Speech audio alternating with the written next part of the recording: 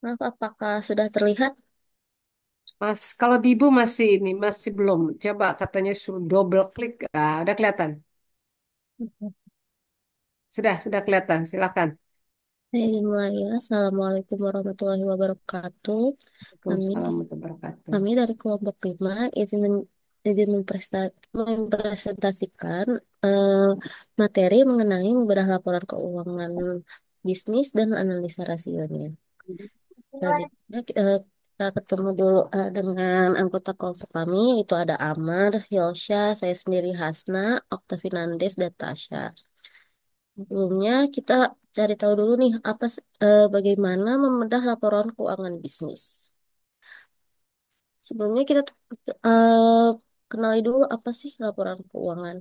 Laporan keuangan merupakan catatan formal atau eh, merupakan laporan catatan formal yang menggambarkan posisi keuangan, kinerja usaha, dan arus kas suatu perusahaan dalam periode tertentu. Laporan ini biasanya terdiri dari 4 bagian utama.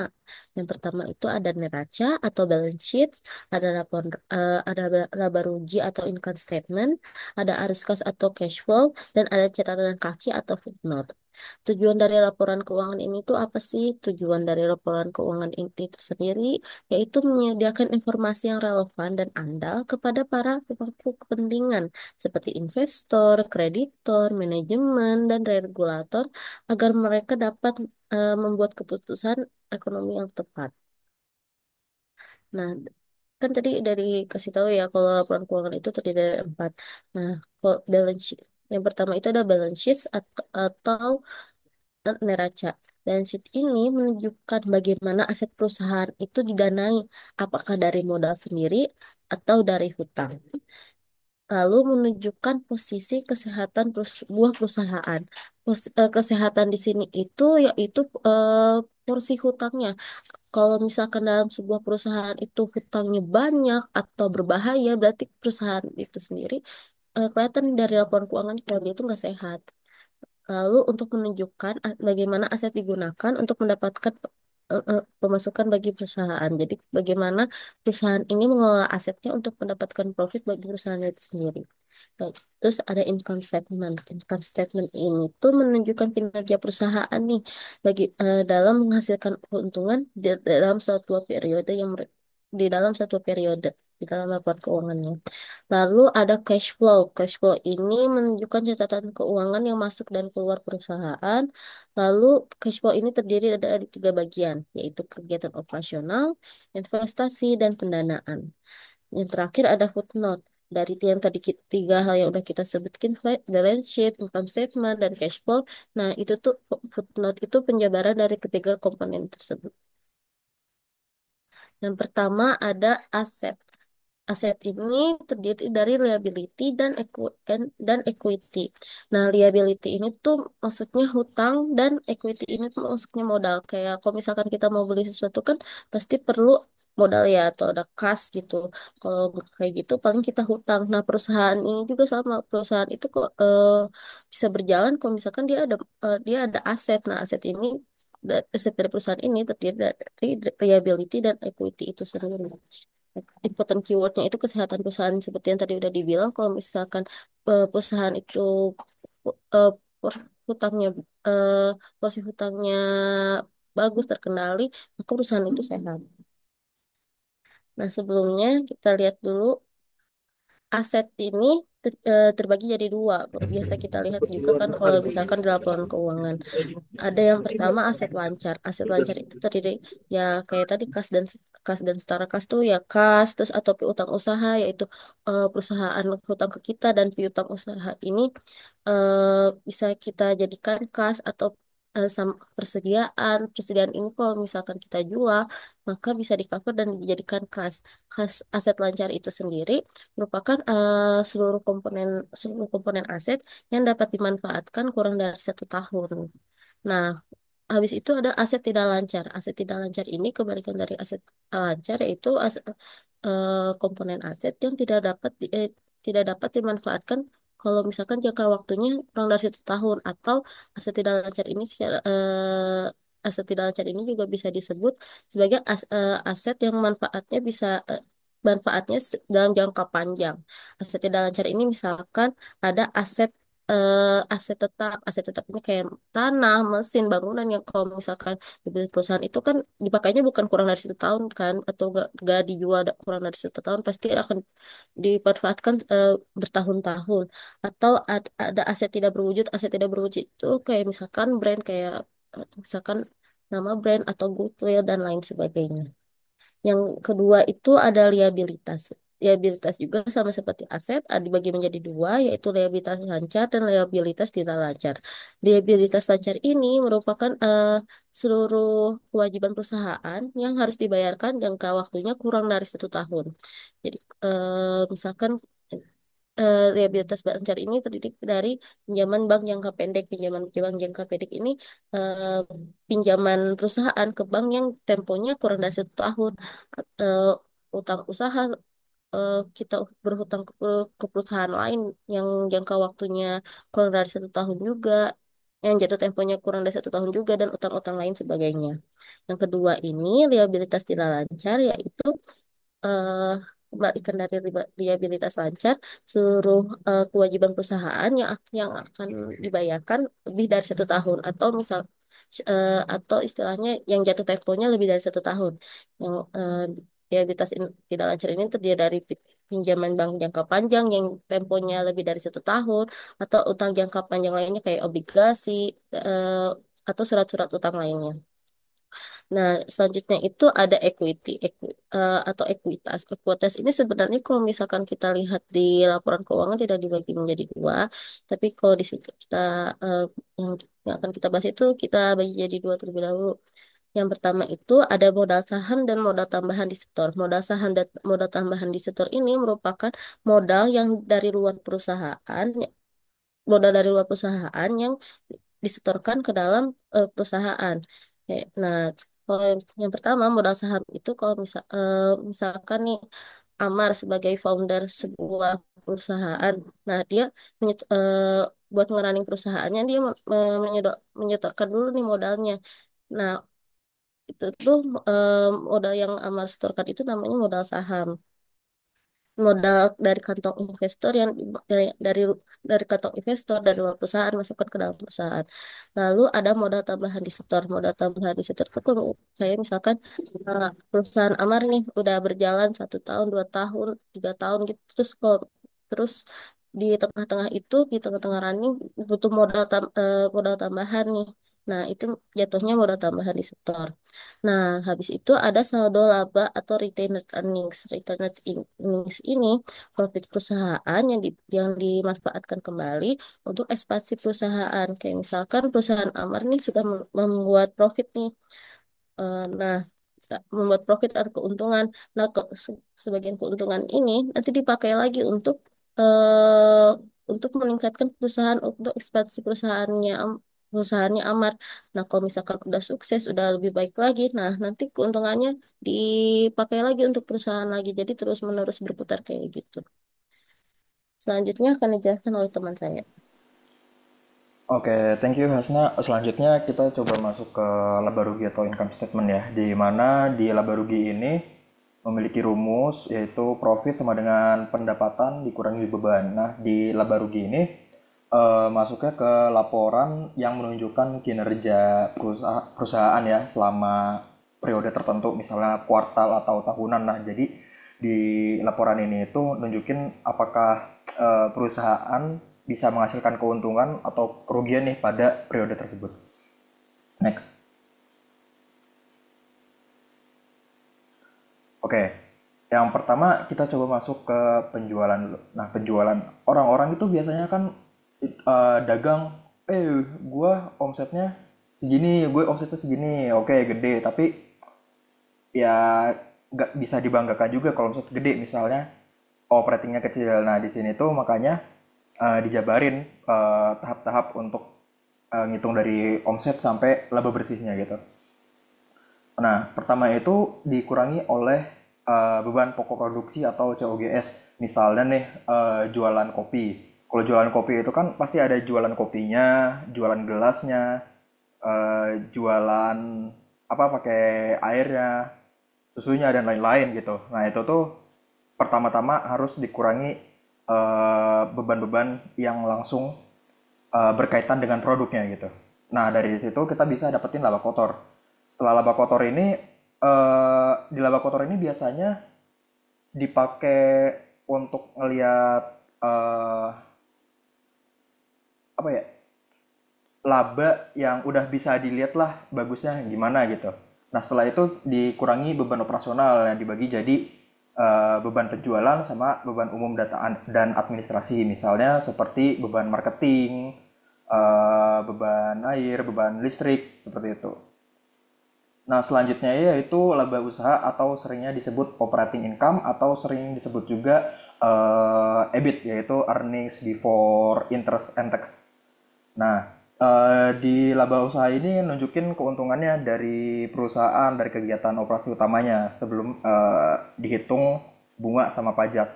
Nah, karena itu dikurangi lagi nih sama biaya atau keuntungan lainnya. Nah, di situ udah disebutkan ada bunga, pajak, terus dari keuntungan lainnya ada dari misalnya jual aset, selisih kurs, lalu sama revaluasi aset gitu. Nah, setelah dikurangi apa beban-beban yang udah sekiranya masuk semuanya, kita baru bisa dapetin laba bersih, yaitu laba yang udah bisa kita klaim atau transfer ke entitas induk dari perusahaan tersebut gitu. Next. Nah, sekarang kita masuk ke arus kas atau cash flow. Nah, di sini itu untuk ngitung cash itu gampang sih sebenarnya, yaitu cash flow yang masuk sama arus kas yang keluar gitu. Lanjut aja. Nah, yang pertama itu dari arus kas operasi. Arus kas operasi itu berarti kita ngitung apa aja duit yang masuk dari kegiatan operasional kita. Nah, di sini kita udah ngasih contohnya nih. Misalnya penerimaan dari pelanggan, itu berarti kan plus pembayaran ke supplier, berarti min, pembayaran karyawan, min, pendapatan bunga, plus pembayaran pajak, min, misalnya gitu. Keluar masuk, keluar masuk, keluar masuk. Itu dari kas operasi yang dari kegiatan operasional seperti yang ada di contoh. Lalu yang selanjutnya ada arus kas investasi. Nah, yang pertama ini ada capital expenditure atau capex, yaitu misalnya kita ngebeli suatu aset ya, seperti tanah, bangunan, kendaraan dan lain gitu. Nah, selain itu kita juga bisa ngejualin aset tetap yang bisa dapat plus. Kalau penjualan aset tetap plus, capital expenditure berarti minus untuk arus kasnya tersebut. Nah, selanjutnya ada arus kas financing, yaitu dari kegiatan keuangannya. Misalnya kita nerima pinjaman dari bank, itu artinya kita plus walaupun utangnya juga plus. Lalu pembayaran pinjaman, yaitu bisa kas kita hilang dan utang kita hilang juga. Nah, selanjutnya pembayaran dividen. Ya, dari pembayaran dividen saham ini kita bakal uh, memakai beberapa persen dari laba bersih untuk pemegang saham perusahaan tersebut gitu. Next. Nah, selanjutnya ada catatan kaki atau footnote. Nah, di catatan kaki ini sebenarnya eh, bagian-bagian di mana kita bisa ngelihat penjabaran dari apa yang udah ada di laporan keuangan itu. Nah, misalnya kita di bagian umum nih, ada pendiri usaha, apa pendirian usaha, histori pertatan saham, susunan entitas anak, usaha, sama profil direksi. Nah, di sini itu sebenarnya juga penting banget ya untuk para investor. Soalnya investor besar itu pasti ngelihat histori keseluruhan dari perusahaan yang misal aja kita bakal invest gitu. Biasanya orang bakal datang ke perusahaannya, ngeliatin direksinya kayak gimana. Yang mana orang Indo itu cenderung lebih suka untuk investasi ke direksi-direksi yang udah terkenal, apalagi kayak Konglo gitu, kayak Prajogo Pangestu, lalu ya dan lain-lain lah gitulah. Lalu ada susunan entitas anak ya, misalnya kayak Adaro, ADMR, itu kan di tambangnya. Lalu ada AAD, sekarang ABIS. pencatat apa IPO pencatatan saham mereka di bagian renewables energinya misalnya gitu. Lalu selanjutnya ada intisar kebijakan akuntansi penting. Nah ini bakal dijelasin apa aja sih istilah-istilah dari akuntansi itu. Selanjutnya ada di catatan bagian neraca. Nah, seperti yang sudah saya bilang tadi, kalau di bagian footnote ini yaitu adalah penjabaran atau ngasih definisinya. Misalnya asetnya apa aja, liabilitasnya apa aja, ekuitasnya apa aja, nanti dijabarin di sini. Selanjutnya juga begitu dari bagian eh, income statement atau laba rugi, misalnya dari revenue-nya dari mana aja. Lalu untuk expenses-nya kita keluarin apa aja nih yang dipakai dari duit saham tadi atau pendapatan tadi gitu. Nah, selanjutnya yaitu bagian lain-lainnya seperti manajemen risiko, informasi segmen, transaksi berelasi, perjanjian penting dan lain-lain. Nah, jadi itu ini di bagian dimana kita bisa melihat apa aja sih yang bisa eh, uang yang bakal kita invest itu dipakai gitu. Apalagi misalnya kayak CBDK kemarin dari bagian lainnya itu mereka bilang kalau mereka sedang melakukan proyek bersama entitas perusahaan lain, pengen akuisisi perusahaan lain dan bakal ngebangun suatu perumahan atau kompleks gitu. Nah itu bisa didapetin di bagian lainnya di catatan kaki ini atau footnote ini. Selanjutnya, selanjutnya akan dibacakan oleh rekan saya. Dipersilakan. Oke, selanjutnya ada cara membaca dan juga menganalisis laporan keuangan. Nah, dalam dunia bisnis, laporan keuangan ini kan suatu alat penting untuk menilai kinerja dan juga kondisi perusahaan. Tapi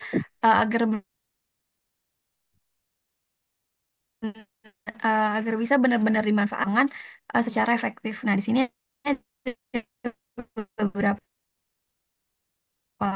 langkah. Yang pertama, sudah dijelaskan oleh Hasna tadi kan ada terdiri dari tiga laporan penting gitu. Yang pertama ada neraca yaitu atau balance sheet, itu memberikan gambaran tentang apa sih yang dimiliki dan yang menjadi kewajiban perusahaan pada satu titik waktu tertentu. Nah, di sini kita bisa melihat aset, liabilitas dan juga ekuitas. Lalu laporan laba rugi ataupun income statement ini tuh menunjukkan seberapa besar sih pendapatan dan beban yang dihasilkan selama periode tertentu. Nah, dari sini kita tahu apakah perusahaan ini tuh untung ataupun rugi. Nah, lalu yang ketiga itu ada laporan arus kas ataupun cash flow statement. Itu menjelaskan dari mana sih uang itu datang atau arus kas masuk dan kemana uang digunakan ataupun arus kas keluar. Itu penting untuk melakukan. Lalu yang kedua itu ada analisis tren selama 3 tahun terakhir. Nah, itu kan menunjukkan pertumbuhan yang sehat. Sebaliknya, jika beban usaha terus naik tapi pendapatannya stagnan, itu kan bisa jadi sinyal adanya inefisiensi. Nah, analisis tren ini uh, digunakan untuk membantu memprediksi arah keuangan perusahaan ke depan. Apakah perusahaan ini sedang bertumbuh, stagnan, ataupun menurun gitu. Lalu yang ketiga itu ada perhatikan rasio keuangan. Nah, angka-angka di laporan keuangan bisa jadi kan sulit dicerna gitu secara langsung. Maka dari itu, kita menggunakan rasio keuangan untuk menyederhanakan dan mengukur likuiditas, profitabilitas, dan juga solvabilitasnya. Nah, dengan rasio-rasio ini, kita bisa langsung mengetahui gitu kondisi perusahaan hanya dari angka-angka yang lebih ringkas dan juga terukur. Lalu yang keempat, itu membandingkan dengan kompetitor. Nah, jangan hanya melihat satu perusahaan secara terpisah aja gitu. Kita juga harus membandingkan dengan perusahaan lain di industri yang sama misalnya. Dua perusahaan bisa sama-sama untung, tapi siapa sih yang marginnya lebih tinggi? Terus siapa yang mampu mengelola biayanya lebih efisien? Nah, perbandingan ini berguna untuk menilai komposisi kompetitif dan menentukan siapa sih yang memiliki strategi yang lebih baik gitu. Lalu yang terakhir, uh, yang terakhir yaitu pertimbangkan faktor eksternal. Nah, kita kan nggak bisa hanya ngelihat angka aja gitu, tapi juga harus mempertimbangkan faktor-faktor eksternal seperti kondisi ekonomi makro kayak inflasi, suku bunga, nilai tukar mata uang dan lain sebagainya gitu. Terus juga regulasi pemerintah kayak pajak, izin usaha, peraturan industri ini kan juga perlu kita perhatikan. Nah, terus yang nggak kalah penting, kita juga harus memperhatikan kondisi pasar global. Nah, boleh di next.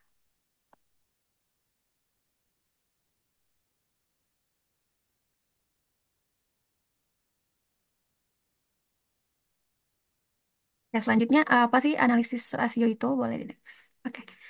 Nah, analisis rasio keuangan ini adalah proses penting dalam mengevaluasi performa perusahaan. Nah, tujuannya adalah mengubah data mentah dari laporan keuangan menjadi informasi yang mudah dimengerti dan juga bermanfaat untuk pengambilan keputusan. Nah, gimana sih caranya kita eh, menganalisis rasio itu? Nah, kita bisa menggunakan rumus tertentu untuk menghitung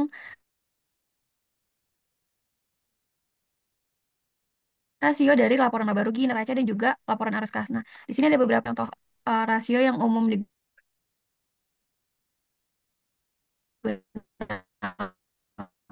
Kan itu ada likuiditas, contohnya kayak current ratio ataupun quick ratio, yaitu untuk sebenarnya perusahaan. Lalu ada rasio profitabilitas, contohnya kayak gross profit margin, net profit margin, terus ada return of asset. Nah, ini rasio ini tuh membantu kita untuk melihat seberapa efisiensi perusahaan menghasilkan laba dari penjualan ataupun aset yang dimiliki. Lalu yang ketiga itu ada solvabilitas, misalnya tuh kayak debt to equity ratio. Nah, rasio ini tuh menggambarkan seberapa besar sih proporsi pendanaan perusahaan yang berasal dari utang.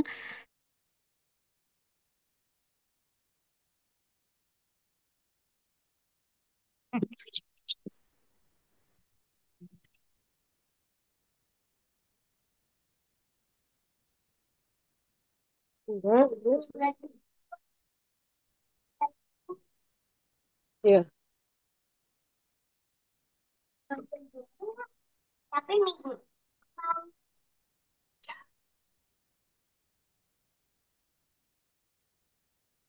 Maaf, apakah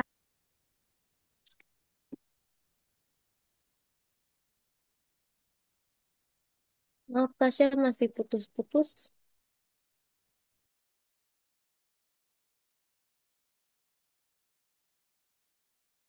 bisa putus-putus? Nah, Maaf, coba ngomong lagi. nah, analisis rasio ini sangat membantu berbagai pihak untuk membaca performa keuangan perusahaan secara cepat dan juga objektif. Cukup jelas nggak? Udah jelas, Tasya, udah.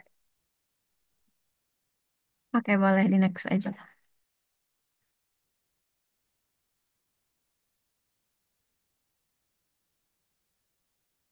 Oke, selanjutnya ada manfaat analisis rasio. Nah, setiap pihak yang berkepentingan terhadap perusahaan akan menggunakan hasil analisis rasio ini untuk tujuan yang berbeda-beda. Nah, yang pertama itu ada bagi investor.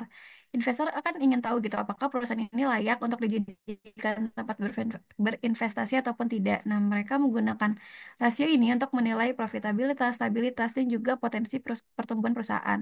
Nah, investor juga menggunakan hasil analisis rasio ini untuk membandingkan performa antar perusahaan dalam sektor yang sama.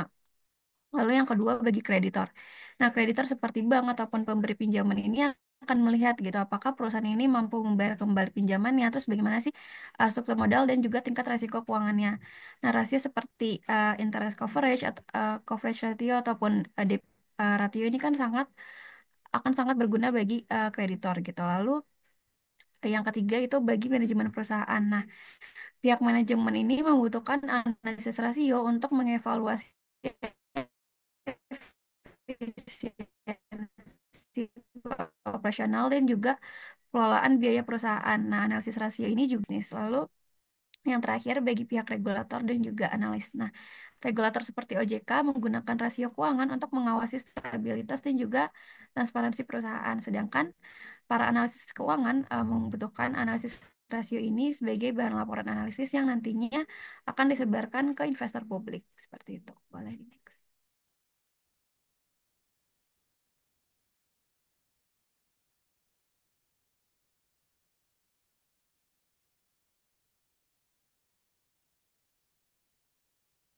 Selanjutnya akan dijelaskan oleh rekan saya.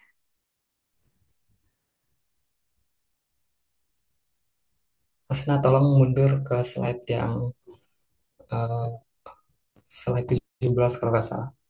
Oke. Oke, baik. Di sini ada Oke, baik. Di sini ada jenis-jenis rasio keuangan. Nah, menurut saya sendiri ini perlu banget ya untuk kita ketahui. Misalnya kalau misalnya kita mau beli perusahaan ataupun menanamkan modal ini perlu untuk kita perhatikan gitu. Jadi untuk jenis-jenis rasio itu ada yang pertama ada rasio likuiditas. Nah, rasio likuiditas ini menunjukkan atau berfungsi untuk mengukur atau bagaimana sih seberapa liquid suatu perusahaan atau bagaimana perusahaan itu sanggup membayar kewajiban jangka pendeknya. Nah, untuk rasio likuiditas ini eh, ada dua yang harus kita perhatikan. Yang pertama ada current ratio atau aset lancar. Nah, aset lancar ini merupakan sebuah indikator keuangan yang mengukur kemampuan perusahaan dalam memenuhi kewajiban jangka pendeknya menggunakan aset lancar yang dimiliki. Nah, untuk mencari current ratio, kita dapat menggunakan rumus aset lancar dibagi kewajiban lancar. Nah, yang kedua ada equity ratio atau rasio cepat. Nah, biasanya proses pengelolaan presiden itu butuh waktu yang cukup lama ya jika dibandingkan dengan aset lainnya. Jadi, rasio cepat ini merupakan alat yang atau metode yang mencerminkan kemampuan perusahaan tanpa mempertimbangkan persediaan barang lainnya. Untuk mencari equity ratio ini, kita bisa menggunakan rumus aset lancar dikurang persediaan dibagi utang lancar. Yang kedua ada jenis rasio profitabilitas. Nah, rasio ini eh, berguna atau digunakan untuk mengukur kemampuan perusahaan untuk memperoleh laba dari penjualan asetnya. Ada empat yang harus kita perhatikan dalam proprietas rasio ini. Yang pertama, kita bisa yang pertama ada cross margin, maaf, gross profit margin. Nah, ini merupakan eh, ini digunakan untuk mengukur ya efektivitas perusahaan dalam memperoleh laba dari penjualan. Nah, setelah dikurangi biaya yang berkaitan dengan proses produksi barang atau jasa. Untuk rumus gross profit sendiri itu kita bisa menggunakan laba kotor dibagi penjualan dikali 100%. Yang kedua ada net profit margin. Nah, eh, net profit margin ini biasanya dimanfaatkan untuk menilai seberapa keuntungan bersih yang dihasilkan oleh perusahaan dari total pendapatan setelah dikurangi dari berbagai beban yang ada gitu. Nah, untuk rumusnya kita bisa menggunakan laba bersih jika ada return of asset atau ROA. Nah, return of asset atau ROA ini menunjukkan bagaimana tingkat efisiensi suatu perusahaan. Nah, untuk mencarinya kita bisa menggunakan rumus laba bersih dibagi total aset dikali 100%.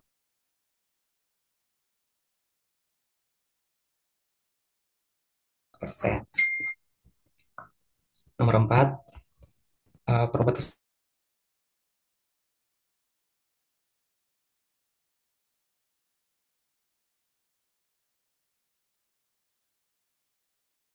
nomor 4 itu ada return of equity atau untuk mencarinya kita bisa menggunakan laba bersih. Nah, untuk jenis yang ketiga, kualitas ini digunakan atau berfungsi sebagai kemampuan dalam perusahaan membayar uang utang jangka panjang dalam struktur permodalannya. Nah, untuk jenisnya ada dua yang perlu kita ketahui. Yang pertama debt to equity ratio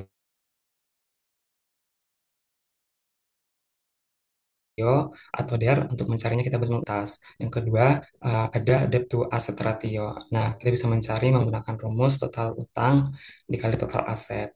Nah, jenis yang keempat dari jenis rasio keuangan itu ada rasio aktivitas.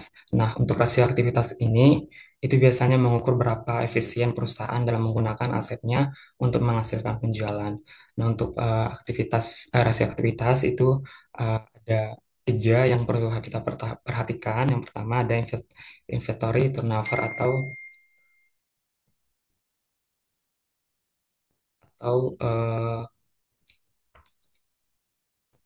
atau itu merupakan rasio perputaran investasi yang mengukur seberapa efisien sebuah bisnis dalam investasinya.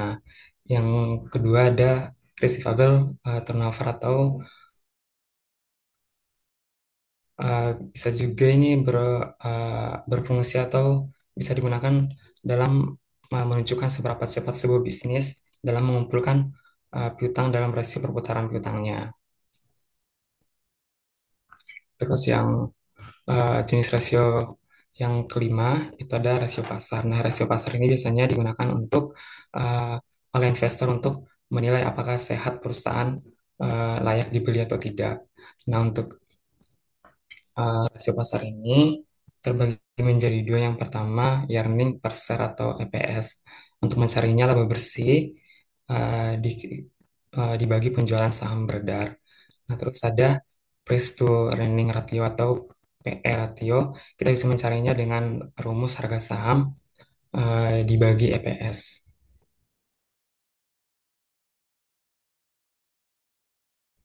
Boleh next slide.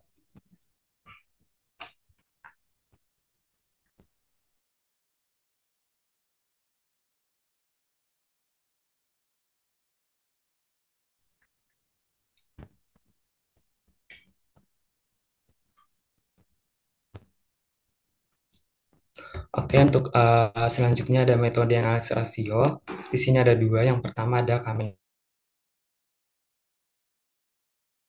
size. Nah, Kame size ini biasanya digunakan untuk pasif dan penjualan. Nah, biasanya perbandingan ini disajikan dalam persentase per komponen dalam laporan keuangan, baik dalam laporan neraca maupun laporan rugi laporan laba rugi gitu. Dalam analisis ini biasanya perusahaan akan mendapatkan informasi berupa kompensasi dan struktur modal. Yang kedua ada ada time series. Nah, time series ini uh, biasanya membandingkan data keuangan pada periode tertentu, terutama sebagai bahan peramalan atau proyeksi kondisi keuangan di masa depan. Nah, di sini ada langkah dalam time series ada 4. Yang pertama, menentukan eh, bahan dasar, yang dimana kita menentukan bahan dasar untuk berdasarkan tahun pendirian ataupun perubahan struktur organisasi pada tahun proyek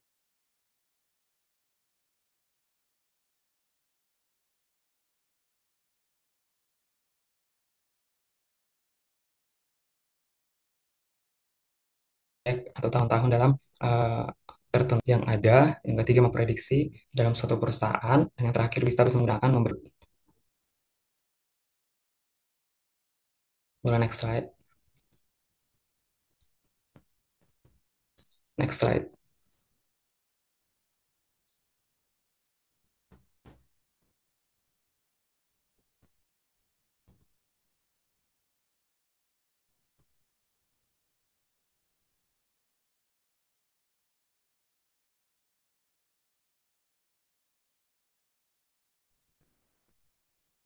Keterbatasan dari analisis rasio sebenarnya untuk kelebihan dan keterbatasan itu masih pertama mudah dipahami dan digunakan. Jadi rasio keuangan ini menggunakan data yang tersedia dari laporan keuangan diinterpretasikan secara cepat. Dan kelebihan yang kedua membantu benchmarking. Nah, rasio ini menggunakan perbandingan antara perusahaan, industri maupun antar periode sehingga mempermudah dalam penilaian kerja. Nah, untuk keterbatasannya, yang pertama tidak mempertimbangkan faktor eksternal. Jadi, rasio keuangan tidak mencakup kondisi ekonomi, perubahan kebijakan atau pemerintah, atau tren pasar yang dapat memengaruhi kinerja suatu perusahaan. Nah, untuk keterbatasan yang kedua, tidak selalu mencerminkan kondisi masa depan. Jadi, karena rasio itu didasarkan pada data historis, jadi mereka tidak bisa secara langsung memprediksi kondisi keuangan di masa depan dalam suatu perusahaan. Boleh next slide.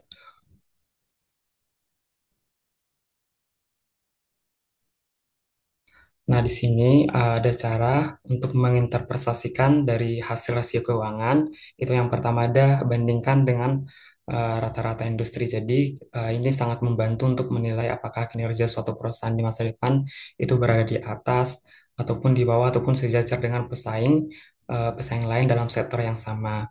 Yang kedua, kita bisa melakukan evaluasi tren rasio dari tahun ke tahun. Jadi, menganalisis tren rasio dari tahun, rasio keuangan atau time series analysis itu bisa kita melihat perkembangan atau penurunan performa perusahaan dalam waktu ke waktu. Nah, yang terakhir kita bisa dapat melakukan pembandingan dengan pesaing utama. Jadi, membandingkan rasio keuangan perusahaan dengan perusahaan pesaing utama itu juga bisa memberikan wawasan kompetitif untuk membantu mengidentifikasi keuangan ataupun kelemahan relatif terhadap eh, kompetitor langsung dalam berbisnis gitu. Oke, boleh next slide.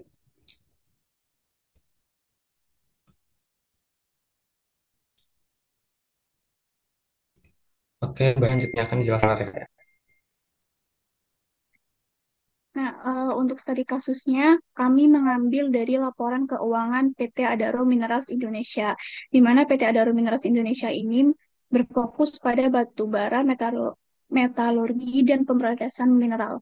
Kenapa kita milih PT Adaro Minerals Indonesia? Karena eh, ADMR ini adalah perusahaan publik yang transparan dan juga struktur keuangannya sangat kompleks dan mencakup berbagai faktor elemen penting.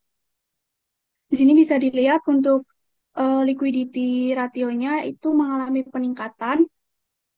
Hal ini menunjukkan bahwa kemampuan perusahaan untuk memenuhi kewajiban jangka pendeknya semakin baik dan berada di atas rata-rata industri. Lalu untuk aset manajemennya, di sini ada penurunan efisiensi dari inventory-nya yang turnover yang turun, lalu dari fixed asset turnover-nya juga turun, DSO-nya di sini meningkat. Ini menunjukkan adanya efisiensi penagihan hutang yang mulai menurun. Selain itu, untuk total aset turnover-nya juga menurun yang menandakan bahwa ADMR ini kurang efisien dalam memanfaatkan seluruh aset untuk menghasilkan pendapatan. Next slide.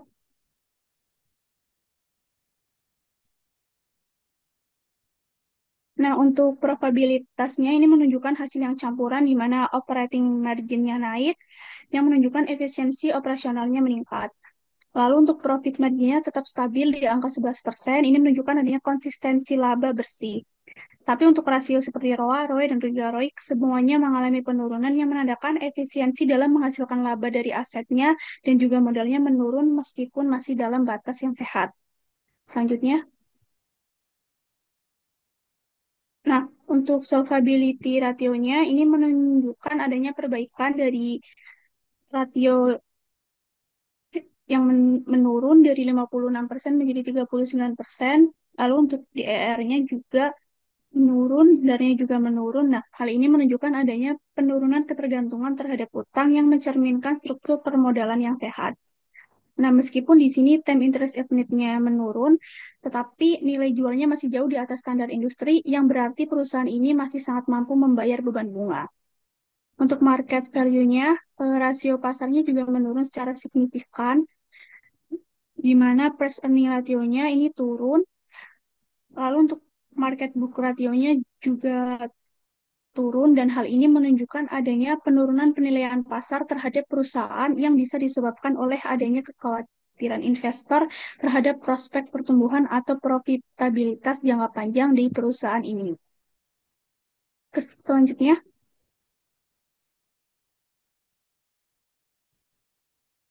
jadi untuk kesimpulan dari study case ini, PT Adaro Minerals Indonesia, mohon maaf ini salah tulis, berada dalam kondisi keuangan yang sehat dan juga stabil, dengan kinerja yang baik dalam aspek likuiditas, solvabilitas, profitabilitas, dan juga efisiensi operasionalnya. Hal ini menunjukkan bahwa perusahaan memiliki fondasi yang kuat untuk mendukung pertumbuhan jangka panjang serta mampu menghadapi tekanan ekonomi. Selain itu, untuk rasio pasar PT Adaro juga mencerminkan daya tarik yang positif di mata investor dengan first earning ratio-nya dan PPV-nya yang masih berada dalam tingkat wajar serta IPS-nya yang menunjukkan tren positif. Jadi untuk PT Adaro ini tergolong sebagai perusahaan dengan kinerja keuangan dan pasar yang solid serta memiliki potensi keuntungan jangka panjang bagi para pemegang saham. Selanjutnya,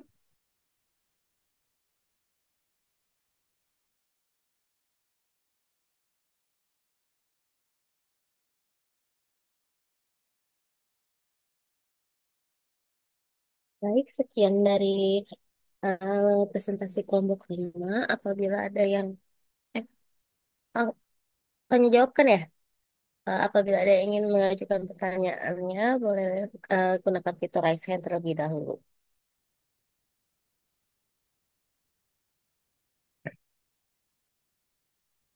Boleh dari Melani. Oke, makasih. Oke, makasih sebelumnya buat kelompok ini atas penjelasannya. Saya izin bertanya, tadi kan kalian jelasin nih, kalau perusahaan dengan rasio profitabilitas yang tinggi itu biasanya dianggap yang sehat. Nah, tapi menurut kalian gimana sih kalau misalkan di saat yang sama ternyata karyawan itu banyak yang resign, terus kerjanya terus lembur atau bahkan sampai ada demo.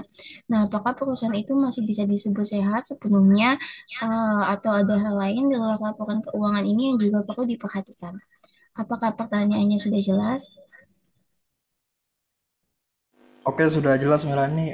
Mungkin saya bisa langsung jawab kali ya.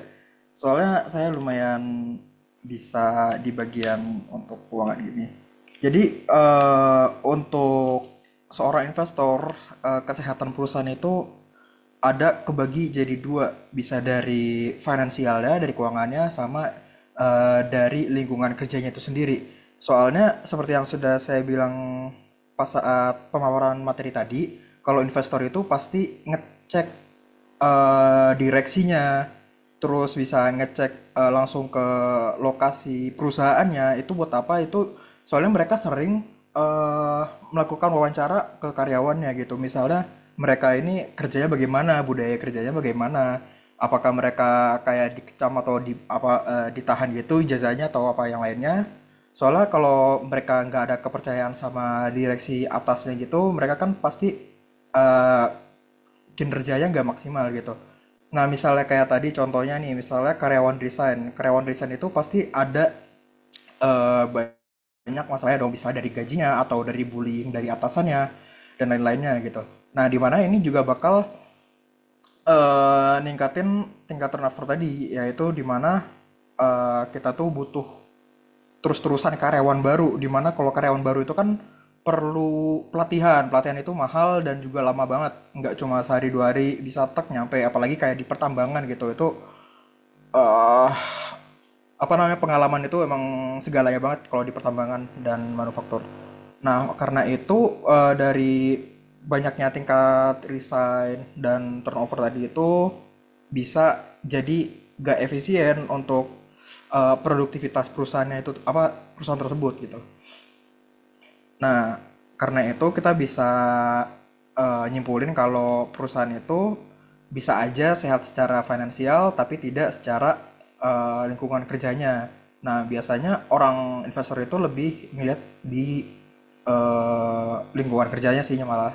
Soalnya walaupun di masa-masa terpuruk kan, perusahaan itu ada masa-masa terpuruknya gitu kan, walaupun secara keuangan, tapi misalnya dari pimpinan direksi atasnya itu bagus, kepercayaan karyawan terhadap atasan itu bagus, ya bisa aja mereka terjadi rebound gitu terhadap perusahaan di bagian profit maupun di bagian eh, lingkungan kerja tadi loh. Oke, apakah bisa dipahami, Melanie? Sudah cukup menjawab, Ahmad. Terima kasih atas penjelasan dan jawabannya. Oke, thank you juga, Melanie. Ya, sebelumnya terima kasih Melani atas pertanyaan yang diajukan. Terima kasih juga Amar atas jawaban yang diberikan. Jadi gak penasaran nih Melani atas pertanyaan. Em, Mohon maaf karena keterbatasan waktu ya, karena masih ada kelompok selanjutnya untuk presentasi. Mungkin sekian. eh, se- jadi untuk pertanyaan-pertanyaan selanjutnya mungkin bisa di luar waktu mata kuliah hari ini. Terima kasih sebelumnya. Mohon maaf apabila ada kesalahan. Saya kembalikan lagi ke Prof. Prof. Ya, terima kasih kelompok penyaji. Eh, Mungkin karena sebenarnya ini bagus sekali ya, laporan keuangan. Kalau yang lain kan kemarin itu ya bisalah kita pahamin ya. Nah, untuk itu kalau ada pertanyaan taruh aja di itu, di grup ya. Jadi bisa kelompok penyaji bisa menjawabnya. Ya, setuju ya, Hasna. Karena ini sebenarnya sih masalahnya ini banyak tuh masalah keuangan ini ya. Misalnya dia banyak aktivitas lancarnya kurang itu mengakibatkan dia tidak bisa bergerak ya. Tapi kalau misalnya dia banyak di aktiva tidak lancar itu juga nggak bagus gitu. Yang bagus kan adalah lancar. Nah itu juga ada masalah timbul ya. Banyak sekali yang bisa kita pertanyakan. Baik, karena waktu juga, mari kita silahkan untuk kelompok kedua ya. Kami persilahkan.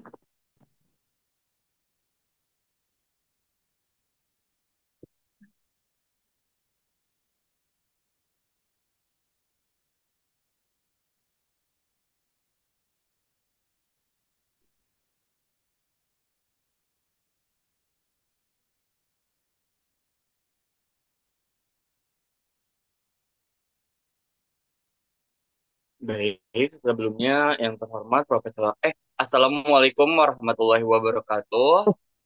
Waalaikumsalam warahmatullahi Ini wabarakatuh. Profesor Yohana MM dan teman-teman sekalian. Perkenalkan kami dari kelompok 6 akan mempresentasikan hasil diskusi kami mengenai analisis laporan keuangan arus kas dan juga struktur keseluruhan dari pelamaran. Boleh di next slide?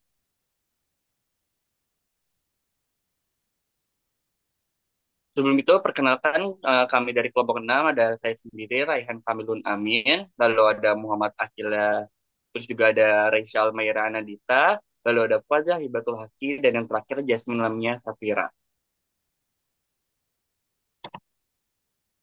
Oke, sebelum itu kita ada definisi arus kas. Arus kas itu apa aja sih? Laporan arus kas itu merupakan jenis laporan keuangan yang digunakan untuk melacak pemasukan dan juga pengeluaran kas seperti dana investasi, operasional, dan juga pengeluaran, sehingga perusahaan itu dapat mengetahui dari mana uang kas itu bisa diperoleh dan bagaimana mereka bisa membelanjakannya. Boleh di next? Lalu untuk tujuan laporan uang kas yang pertama itu ada mengetahui kemampuan perusahaan untuk menghasilkan kas di masa depan. Nah ini merujuk kepada analisis arus kas perusahaan. Tujuannya itu bisa melihat apakah perusahaan itu mampu menghasilkan cash flow yang cukup di masa mendatang guna mendukung operasional, investasi, dan kewajiban finansial lainnya. Yang kedua, mengetahui kemampuan dari perusahaan untuk membayar dividen, utang, dan kewajiban lainnya. Di sini kita lihat dari sisi likuiditas dan juga solvabilitas perusahaan. Apakah perusahaan itu cukup bisa membayar aset ataupun pendapatan untuk memenuhi kewajiban seperti membayar utang, bunga, ataupun memberikan dividen kepada pemegang saham. Lalu yang ketiga adalah mengetahui kegiatan investasi dan pembiayaan apa saja yang telah dilakukan oleh perusahaan. Nah, ini menunjuk untuk pentingnya bagaimana perusahaan itu bisa mengalokasikan dana untuk investasi serta bagaimana tuh perusahaan bisa memperoleh dana. Dan yang terakhir, mengetahui sejauh mana keberhasilan dan kegagalan dari suatu perusahaan. Nah, di sini kita lihat apakah strategi perusahaan itu berhasil atau tidaknya berdasarkan laporan keuangannya. Nah, itu bisa menjadikan evaluasi untuk eh, bagaimana strategi perusahaan itu bisa menggunakan uang kas tersebut. Boleh di next. Dan selanjutnya akan dijelaskan oleh rekan saya. Oke, saya kan. Jadi terdapat dua metode utama yang digunakan untuk menyusun laporan arus kas, yaitu metode langsung atau direct method dan juga metode tidak langsung atau indirect method. Nah, masing-masing metode ini memiliki pendekatan yang berbeda dalam menyajikan informasi. Namun keduanya itu bertujuan untuk mencerminkan kondisi keuangan perusahaan secara akurat. Nah, kalau metode langsung itu berdasarkan jurnal kas dan rekening keuangan, kemudian merinci penerimaan dan pengeluaran kas sesuai aktivitas operasi, investasi, dan pendanaan. Nah, metode langsung itu lebih transparan dalam menunjukkan arus kas operasional. Metode langsung ini berbasis kas masuk atau keluar dari aktivitas operasional. Dan yang terakhir, metode langsung itu mencantumkan penerimaan dan pembayaran kas. Pelanggan, pembayaran ke konsul. Kemudian kalau metode tidak langsung itu menggunakan laporan laba rugi dan neraca periode sebelumnya dan saat ini. Terus juga metode tidak langsung itu menyesuaikan transaksi berbasis akrual menjadi kas. Metode tidak langsung juga memantau pergerakan instrumen keuangan terkait kas. Metode tidak langsung menyesuaikan laba bersih dengan perubahan aktif neraca. Dan yang terakhir, metode tidak langsung itu mencantumkan penyesuaian non-kas seperti depresiasi, amortisasi, dan perubahan piutang atau utang. Kemudian secara keseluruhan, baik metode langsung maupun tidak langsung ini memiliki kelebihan dan kekurangannya masing-masing. Pemilihan metode yang digunakan tergantung pada tujuan pelaporan, kebutuhan informasi manajerial, serta kemampuan sistem akuntansi perusahaan dalam menyediakan data yang dibutuhkan. Dalam analisis keuangan dan pengambilan keputusan, pemahaman yang baik terhadap kedua metode ini akan membantu manajemen dan pemangku kepentingan dalam menilai kesehatan keuangan perusahaan secara lebih komprehensif. Boleh di next. Oke, ini ada rasio kinerja arus kas. Yang pertama itu ada rasio likuiditas arus kas, di mana ada yang pertama namanya operating cash flow atau OCFR. Nah, OCFR ini cara menghitungnya adalah arus kas operasi dibagi utang lancar. Jika lebih dari satu, maka perusahaan itu memiliki cukup kas untuk menutupi kewajiban jangka pendek. Namun apabila kurang dari satu, artinya potensi kesulitan likuiditas. Terus ada cash ratio, itu cara ngitungnya adalah kas atau setara kas dibagi utang lancar. Nah, interpretasinya itu adalah untuk mengukur kemampuan membayar utang hanya dengan kas tersedia. Selanjutnya itu ada rasio profitabilitas arus kas. Nah, ini ada cash flow margin, cara ngitungnya itu adalah arus kas operasi dibagi pendapatan. Nah, interpretasinya adalah rasio tinggi menunjukkan efisiensi dalam menghasilkan kas dari pendapatan. Kemudian ada FCF atau Free Cash Flow, itu cara menghitungnya adalah arus kas operasi dikurang belanja modal atau CAPEX. Nah, FCF positif menunjukkan perusahaan memiliki kas lebih setelah investasi dalam aset tetap. Yang terakhir ada rasio efisiensi arus kas, yaitu ada Cash Flow to Debt Ratio. Nah, cash flow to debt ratio ini cara menghitungnya adalah arus kas operasi dibagi total utang. Interpretasinya yaitu untuk mengukur kemampuan perusahaan melunasi utangnya dengan arus kas operasional. Yang terakhir itu adalah eh, capital expenditure coverage ratio atau CAPEX. Nah, cara menghitungnya itu adalah arus kas operasi dibagi belanja modal. Interpretasinya adalah jika rasio tinggi, perusahaan mampu mendanai ekspansi tanpa utang tambahan. Boleh di next. Oke, ini ada metode penyusunan laporan arus kas. Yang pertama itu ada kategori arus kas. Nah, kategori arus kas ini dibagi menjadi tiga, yaitu arus kas operasi atau operating cash flow, terus arus kas investasi atau investing cash flow, dan yang terakhir ada arus kas pendanaan atau financing cash flow. Kemudian, yang kedua ada indikator kinerja arus kas. Nah, tren arus kas operasional, terus ada keseimbangan antara arus kas operasi, investasi, dan pendanaan, kas bersih positif, dan perputaran kas yang cepat. Nah, tujuan dari interpretasi itu apa? Yang pertama itu ada kesehatan keuangan perusahaan, kemampuan membayar kewajiban, serta efisiensi pengelolaan kas. Boleh di next. Oke, selanjutnya ada studi kasus yang akan dijelaskan oleh rekan saya. Baik, selanjutnya akan ada studi kasus dari laporan uang kas dari perusahaan Smartfren. Nah, metode yang dilakukan penelitian ini menggunakan metode tidak langsung. Yang pertama kita menentukan laba ruginya dulu, dilihat dari tahun 2019 hingga 2021. Perusahaan Smartfren itu laba ruginya menunjukkan kerugian dari tabel di atas terlihat bahwa PT Smartfren itu mengalami kerugian secara berkelanjutan dari tahun 2019 hingga 2021. Hal ini disebabkan oleh ketidakmampuan manajemen dan pengelola arus kas perusahaan selama masa pandemi sehingga tidak mampu menghasilkan laba bersih dan juga justru mengalami kerugian. Boleh di next. Nah, ini data komponen yang akan diteliti untuk menentukan laporan uang arus kas, ada tahun, kas, kewajiban lancar, aset tetap, dan total hutang. Nah, di sini kita menggunakan tiga aspek, yaitu rasio arus kas, rasio pengeluaran modal, lalu yang terakhir rasio total hutang. Boleh di next. Dari hasil penelitian perusahaan Smartfren hasil rasio arus kas. Nah, arus kas itu menghitung kemampuan kas bersih dalam membayar kewajiban lancar. Nah, rasio kas ini rumusnya kas dibagi kewajiban lancar. Tadi ada angka di bagian kas, boleh di slide sebelumnya. Nah, di kas ini, kas bagi kewajiban lancar, contohnya di Juni 2019, di kas angka 36, 367 juta dibagi kewajiban lancar 4 miliar 916, boleh di next. Menunjukkan hasil 0,075 di Juni 2019. Nah, hal itu juga merujuk ke Desember 2019 hingga Desember 2021. Boleh di next. Lalu untuk hasil rasio pengeluaran modal. Nah, rasio pengeluaran modal ini digunakan untuk mengukur modal tersedia untuk investasi dan pembayaran hutang yang ada.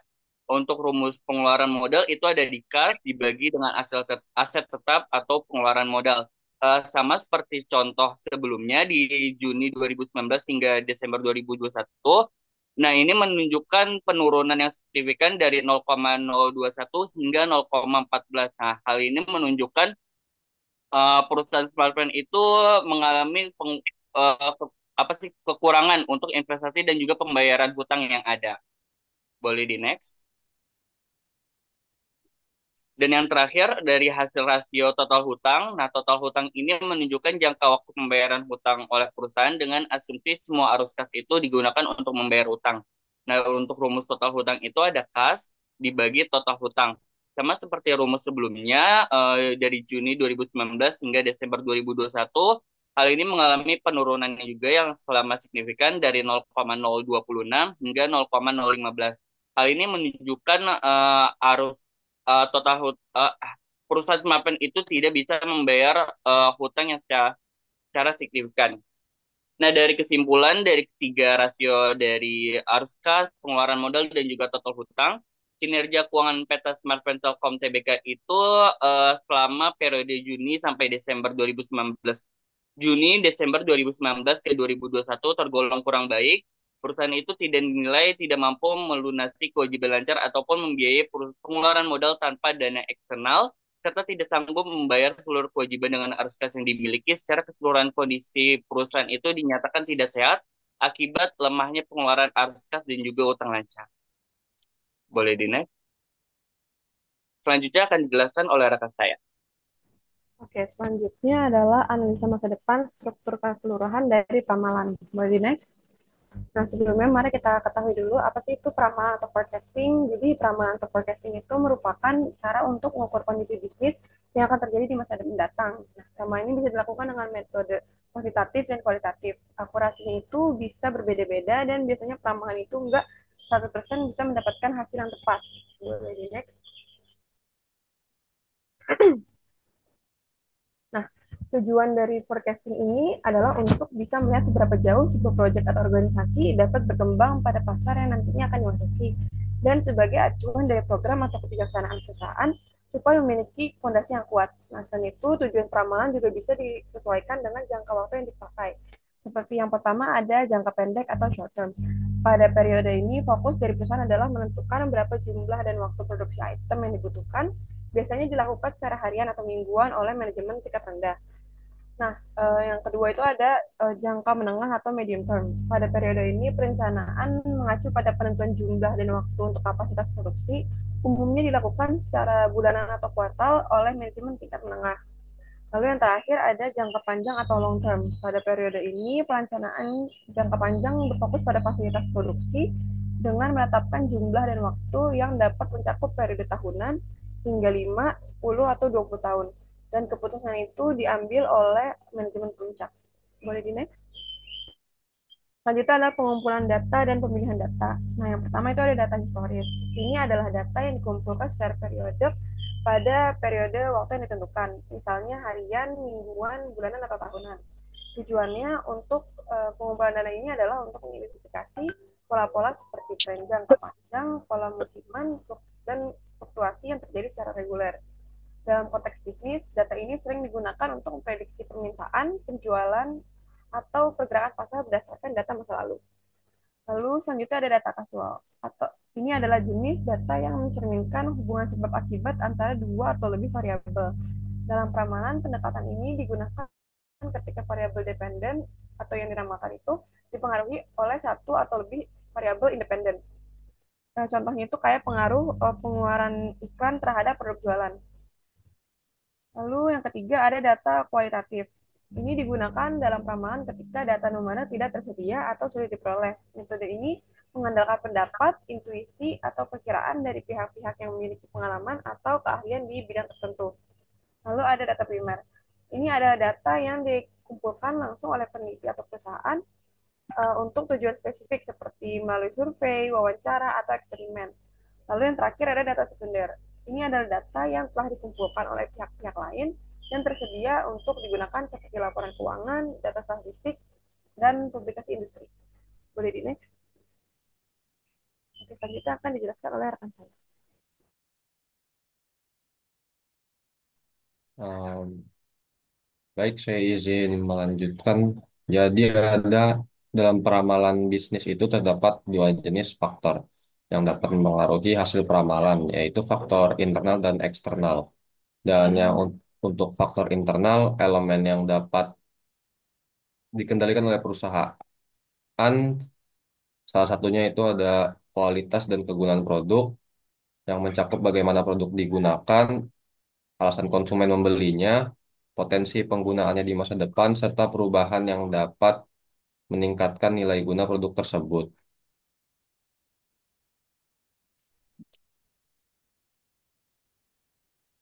Kemudian ada ongkos produksi dan distribusi produk juga menjadi faktor penting meliputi proses pembentukan produk, teknologi yang digunakan, jenis bahan mentah, hingga kapasitas produksi perusahaan. Faktor internal lainnya adalah kecakapan manajemen atau manajemen skill yang terdiri atas kemampuan dalam menghayati persoalan yang dihadapi, keahlian membaca reaksi pesaing, serta kemampuan melakukan peramalan yang akurat. By next. Nah, sementara itu buat yang faktor eksternal merupakan elemen di luar kendali perusahaan namun tetap berpengaruh terhadap hasil peramalan. Salah satunya itu ada kecakapan manajemen pesaing, yaitu keunggulan strategi pesaing dapat mempengaruhi pangsa pasar perubahan. Kemudian ada konsumen, perubahan preferensi dan daya beli pelanggan berdampak pada permintaan. Peraturan hukum dan politik, regulasi pajak dan kebijakan pemerintah dapat mengubah kondisi bisnis. Lingkungan dan teknologi, faktor lingkungan dan inovasi teknologi dapat menciptakan atau menghilangkan permintaan produk. Barang substitusi produk alternatif dari pesaing dapat mengurangi permintaan terhadap produk perusahaan. Selera masyarakat, tren, dan gaya hidup konsumen dapat menentukan keberlanjutan suatu produk. Boleh di next. Baik, di sini sekarang juga ada metode peramalan masa depan atau metode forecasting. Metode peramalan penjualan secara umum dibagi menjadi tiga kategori utama, yaitu metode kualitatif, metode kuantitatif, dan model khusus. Metode kualitatif atau yang biasa disebut juga judgment method didasarkan pada pendapat ahli tanpa menggunakan analisis statistik. Beberapa pendekatan yang termasuk metode ini antara lain pendapat salesman yang memberikan gambaran tentang potensi peningkatan atau penurunan penjualan di wilayahnya masing-masing.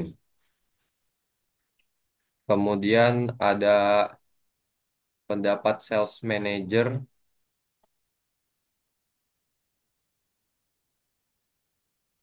dan kemudian lagi ada konsultan atau ahli, dan yang terakhir ada survei konsumen.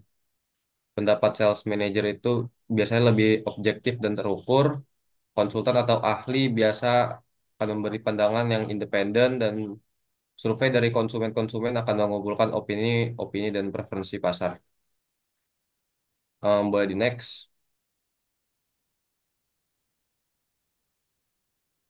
Nah, sementara itu yang metode kuantitatif atau biasa disebut juga statistik method itu menggunakan pendekatan ilmiah dan statistik untuk melakukan peramalan. Dan contohnya itu ada tren bebas yang menganalisis pola data tanpa menggunakan model matematis. Ada pula tren setengah rata-rata yang menggunakan rata-rata dari data historis untuk mengidentifikasi pola tren secara sederhana. Untuk metode yang lebih kompleks, Ya, gunakan tren matematis yang mencakup ya, teknik-teknik seperti metode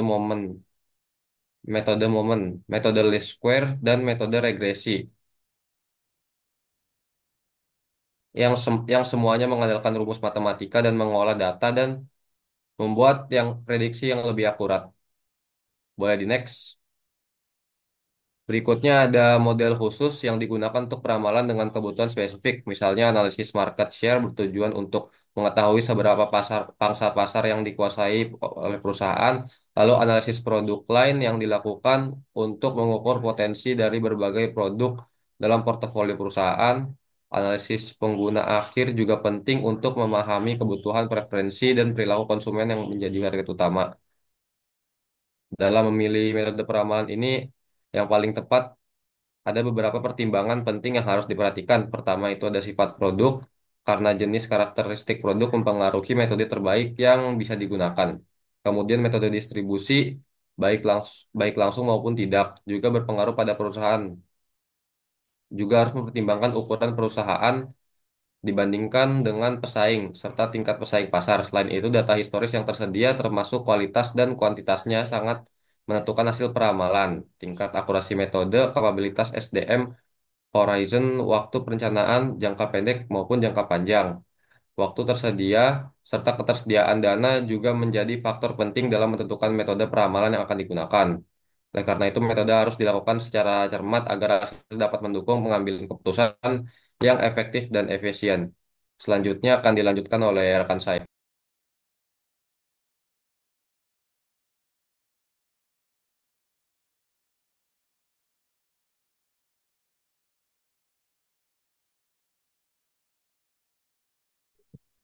Next slide lagi.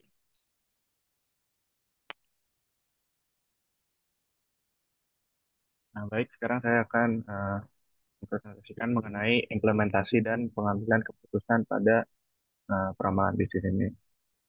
Nah, yang menjadi fondasi penting dalam implementasi peramalan bisnis ini adalah pengambilan keputusan strategis perusahaan, khususnya dalam merespon ketidakpastian dan dinamika pasar yang terus berubah. Nah, langkah awal implementasi ini dimulai dengan pengumpulan dan pengolahan data historis keuangan seperti laporan arus kas, neraca, dan laba rugi yang dikombinasikan dengan data eksternal seperti tren pasar, tingkat inflasi, fluktuasi nilai tukar, dan juga kebijakan moneter.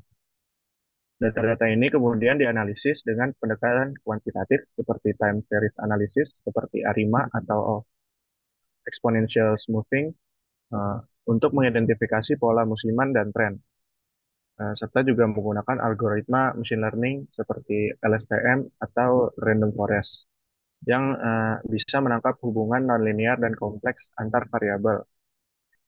Lalu simulasi seperti Monte Carlo juga sering digunakan untuk memetakan berbagai skenario risiko dan ketidakpastian.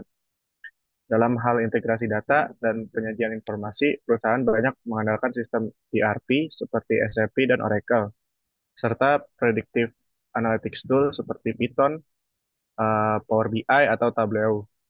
Nah, teknologi ini tuh memungkinkan visualisasi prediksi secara real time dan membantu manajemen dalam memahami proyeksi dengan lebih intuitif, lebih pasti. Nah, selain itu, validasi model melalui backtesting, misalnya dengan mean absolute percentage error atau MAPE, untuk memastikan kesalahan prediksi berada dalam ambang kurang lebih 5%, dan juga prosesnya secara kolaboratif bersama tim bisa menjadi kunci untuk memastikan keandalan model. Nah, lalu hasil peramalan ini kemudian menjadi dasar utama dalam pengambilan keputusan taktis maupun strategis. Misalnya, apabila peramalan menunjukkan potensi defisit arus kas dalam beberapa kuartal ke depan, manajemen bisa mengambil keputusan untuk menunda ekspansi atau menegosiasikan ulang utang jangka pendek, atau juga bisa mencari sumber pembiayaan alternatif. Nah, sebaliknya, kalau jika proyeksi ini surplus likuiditasnya, perusahaan bisa mempertimbangkan untuk melakukan akuisisi strategis meningkatkan belanja modal, atau menaikkan dividen kepada pemegang saham.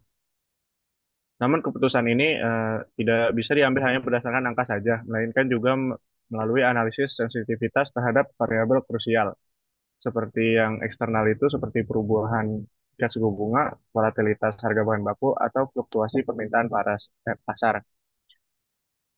Nah, dalam situasi yang lebih kompleks, pengambilan keputusan juga mengandalkan proyeksi berbasis skenario planning yang membantu perusahaan bersiap terhadap kemungkinan terburuk atau worst case scenario.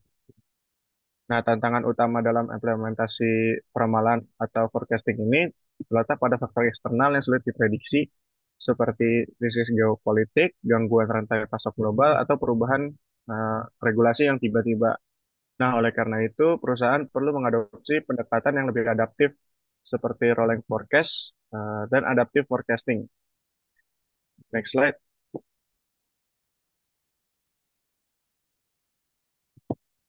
Nah, sekarang untuk studi kasus forecasting ini. Jadi latar belakangnya ini kita menggunakan PT Global Tech Electronic. Ini adalah perusahaan manufaktur yang bergerak di bidang produksi peralatan elektronik konsumen seperti smartphone dan laptop. Nah, dalam beberapa tahun ini, persaingan yang ketat di pasar global mendorong perusahaan untuk meningkatkan efisiensi operasional dan juga merencanakan produksi secara tepat. Nah, untuk itu, manajemen PT Global Tech Electronics ini menyusun sistem peramalan penjualan guna memprediksi permintaan di masa yang akan datang. Nah, jadi Global Tech Electronics ini selama 5 tahun eh, mengumpulkan data penjualan historis mereka, sehingga perusahaan dapat mengamati pola musiman dan tren pertumbuhan yang terjadi. Nah, proses peramalan ini, next, coba.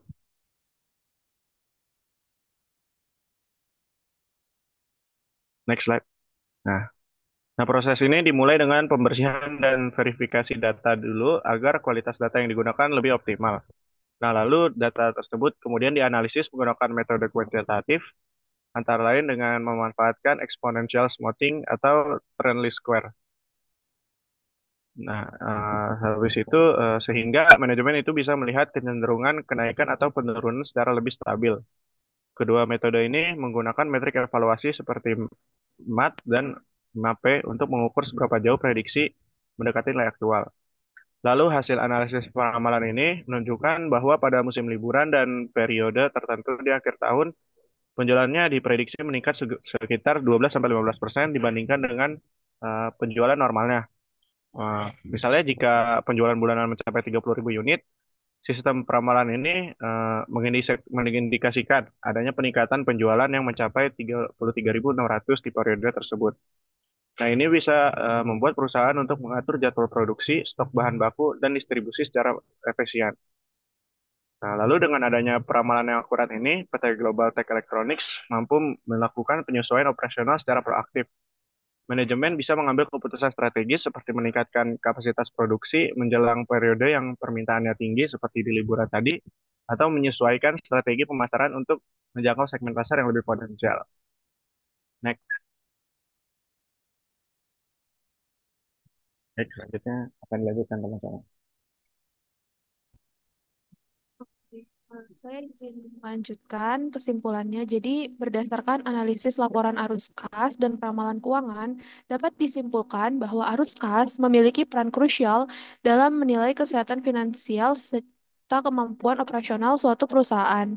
Nah, arus kas yang sehat itu mencerminkan kemampuan perusahaan dalam memenuhi kewajiban jangka pendek, mendanai aktivitas operasional, serta melakukan investasi tanpa ketergantungan pada sumber pendanaan eksternal.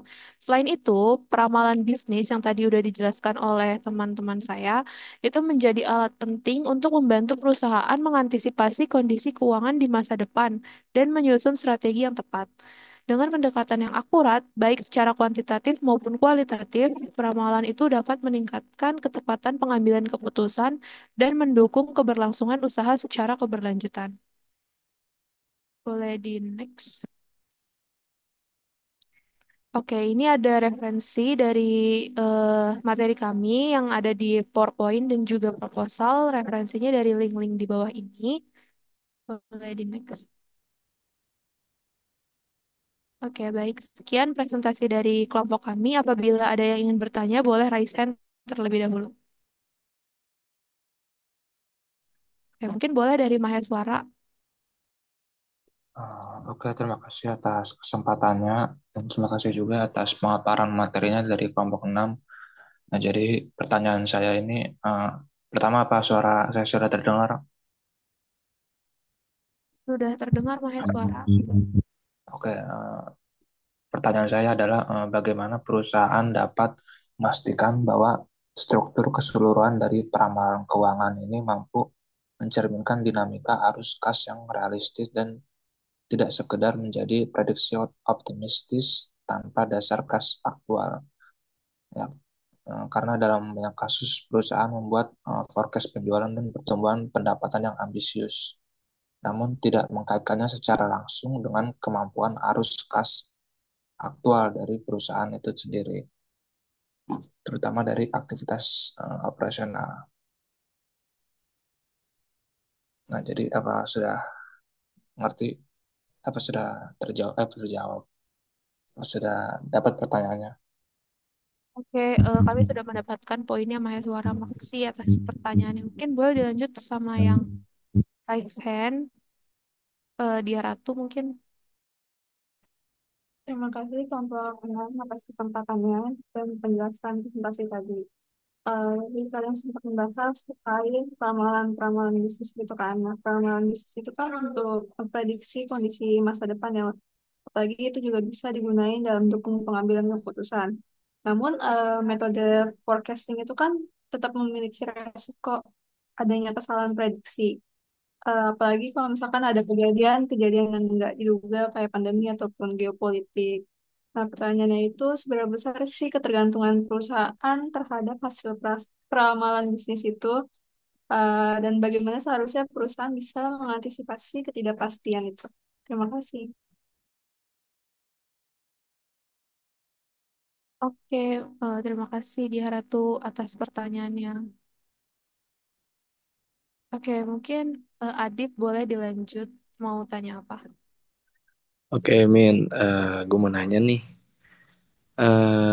di bisnis bidang elektronik ini, gimana si Pramalan ini bisa bantu saya nentuin strategi pricing biar harganya itu yang saya tawarin bisa tetap kompetitif di pasarnya, tapi tetap dapat untung juga karena kan gue jualan di marketplace gitu kan. Sekarang kan orang-orang jualan apa-apa di marketplace kan. Itu harganya kayak benar-benar bersaing banget pada banting harga gitu loh. Terus gak jarang juga ditemuin kondisinya sama nih, sama kayak punya kita. Tapi harga dia bener-bener jauh di bawah kita gitu loh. Nah itu menurut kelompok kalian problem solvingnya gimana gitu? Udah sih gitu aja. Makasih ya. Oke, terima kasih Adibo atas pertanyaannya. Karena tadi kita udah sambil mencari jawaban dan juga berdiskusi, mungkin kita langsung menjawab aja ya pertanyaan dari teman-teman. Mungkin boleh dimulai dari pertanyaan yang Maheswara terlebih dahulu. Oke, aku izin jawab buat pertanyaan Mahes. Jadi kan tadi kan kalau nggak salah pertanyaan tuh tentang gimana perusahaan bisa mastiin struktur keseluruhan dari peramalan ini mampu untuk menciptakan dinamika arus kas yang realistis ya. Nah, ini tuh biar peramalan keuangan itu nggak cuma jadi ramalan optimis aja tanpa dasar yang nyata, perusahaan itu bisa menggunakan data arus kas yang benar-benar aktual dan bisa dipercaya. Misalnya dari laporan keuangan sebelumnya. Nah, itu juga penting untuk milih metode peramalan yang tepat, kayak gabungan dari pendekatan statistik, kayak yang tadi dari jelasin, tren historis atau regresi, dan opini orang lapangan, kayak orang sales atau manajer.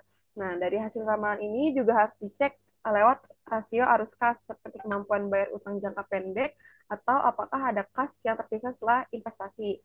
Nah, perusahaan juga harus nyoba stimulus resiko, kayak apabila nanti di masa depan pendapatannya turun nih atau harga bahan naik. Nah, mereka tuh harus bisa bikin simulasi itu. Nah, biar forecast-nya tetap realistis. Nah, terus juga forecast yang bagus itu harus dipertimbangkan keseimbangan antara arus kas, operasional, investasi, dan pendanaan. Jadi, kuncinya itu adalah gabungan antara data yang nyata, metode yang pas, sama manajemen yang peka biar hasil ramalan keuangan itu bisa mencerminkan kondisi kas yang sesungguhnya atau yang realistis gitu. Apakah Mas terjawab? Ya, sudah terjawab. Terima kasih. Oke, sama-sama.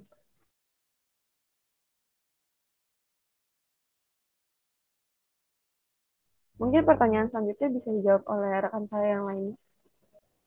Oke, terima kasih Kak Risa. Mungkin selanjutnya itu ada pertanyaan kedua dari dia Ratu. Jadi dia itu bertanya, seberapa besar sih ketergantungan perusahaan terhadap hasil peramalan bisnis dapat meningkatkan risiko strategis jika prediksi tersebut meleset?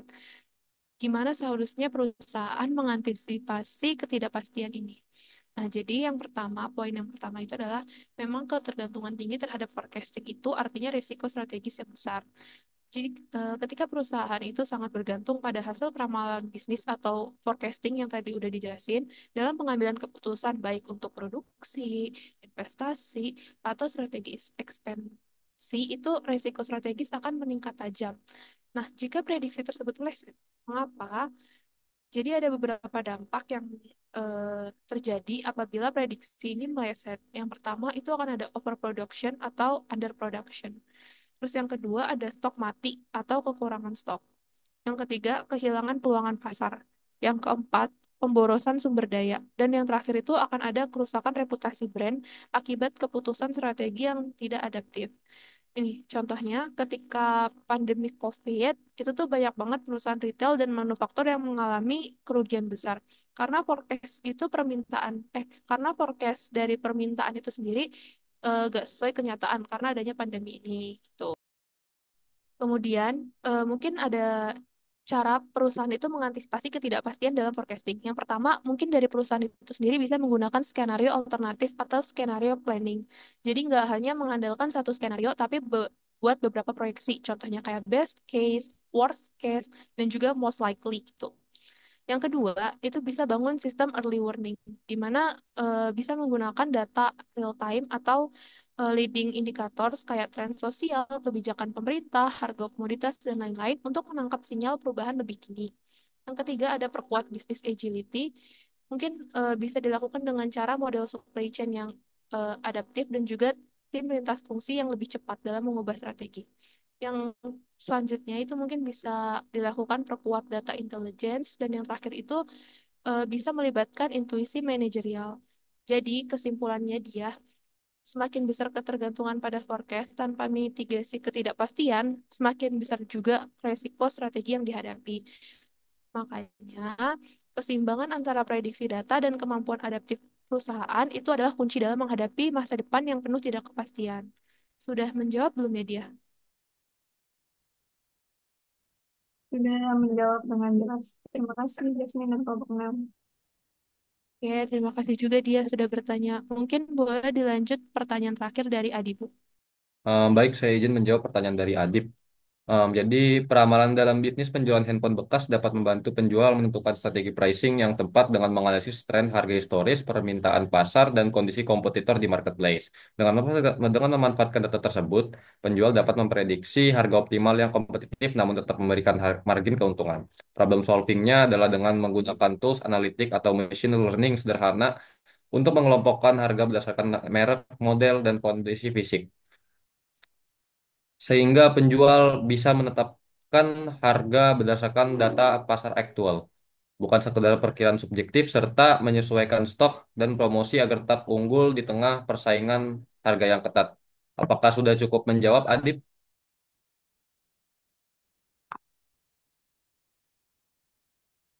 Udah Mas Akil, makasih ya. Baik, sama-sama. Baik, terima kasih kepada Reza, Jasmine, dan Akil yang sudah menjawab tiga pertanyaan dari teman-teman sekalian. Kami mengucapkan terima kasih kepada Bu Pori dan teman-teman sekalian atas partisipan mengenai diskusi presentasi kita hari ini.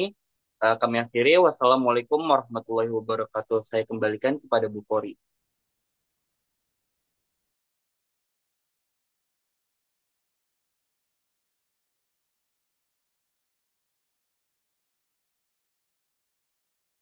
Baik ya, pertanyaannya juga sangat menarik dan juga yang memaparkan juga sangat menarik sehingga timbul pertanyaan tadi ya.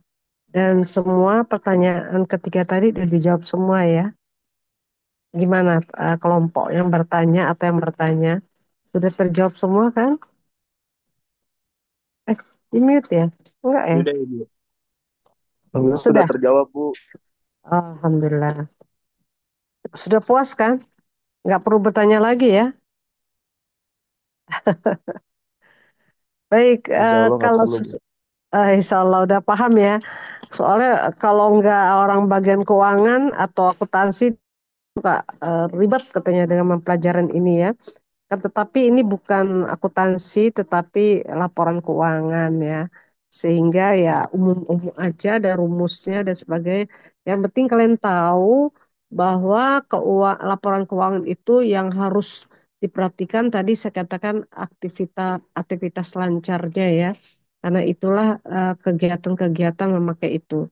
Nah, kadang-kadang suatu perusahaan dia tidak akan membeli aktivitas pasif karena tidak menguntungkan bagi dia sehingga dia menyewa menyewa di suatu perusahaan untuk pembiayaan itu ya supaya aktivitas aktif ininya masih ada ya cash aktiva cashnya masih bisa atau masih ada.